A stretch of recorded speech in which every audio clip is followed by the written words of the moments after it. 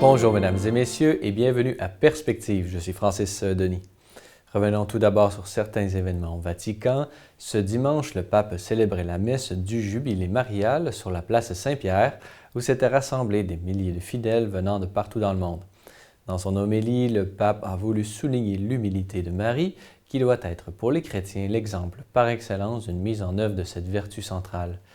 Demandons-nous si nous sommes disposés à recevoir les dons de Dieu ou si nous préférons plutôt nous enfermer dans les sécurités matérielles, intellectuelles ou dans la sécurité de nos propres projets, a-t-il demandé. Écoutez.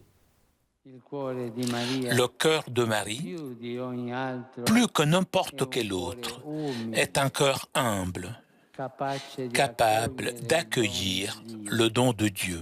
Et Dieu, pour se faire homme, l'a choisie précisément, elle, une fille simple de Nazareth, qui ne vivait pas dans les palais du pouvoir et de la richesse, qui n'a pas accompli des œuvres extraordinaires. Demandons-nous, et cela nous fera du bien, si nous sommes disposés à recevoir les dons de Dieu ou si nous préférons plutôt nous enfermer dans les sécurités matérielles, dans les sécurités intellectuelles, dans les sécurités de nos projets. À la fin de la messe, le pape a présidé à la récitation de l'Angélus. Dans son allocution précédant la prière mariale, le pape a exprimé sa proximité ainsi que sa solidarité envers toutes les victimes de l'ouragan Matthew qui a touché ces derniers jours les Caraïbes et en particulier Haïti, avant de faire appel aux différents organismes de la communauté internationale ainsi que les institutions catholiques et des personnes de bonne volonté afin qu'elles puissent venir en aide aux sinistrés.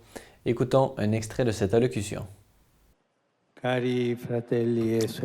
Chers frères et sœurs, avec douleur, j'ai appris des nouvelles provoquées par l'ouragan que ces jours-ci a touché les Caraïbes et particulièrement Haïti, provoquant de nombreuses victimes, des sans-abri et aussi des dégâts matériels importants. J'assure de ma proximité aux populations et j'exprime confiance en le sens de solidarité de la communauté internationale, des institutions catholiques et des personnes de bonne volonté. Je vous invite à vous unir à ma prière pour nos frères et sœurs si durement touchés.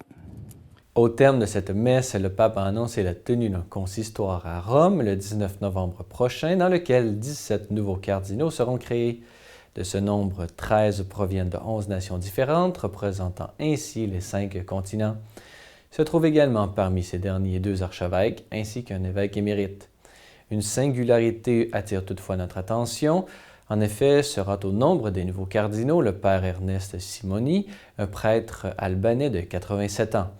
On se rappelle la rencontre qu'il avait eue avec le pape François lors du voyage apostolique de ce dernier en Albanie. Le père Simoni avait alors profondément ému le pape François par son témoignage de foi, lui qui avait alors fait le récit de son expérience d'emprisonnement sous le joug communiste. En effet, pendant plus de 30 ans, ce père était resté en prison et mis aux travaux forcés à l'époque où l'Albanie était sous le joug du régime totalitaire athée.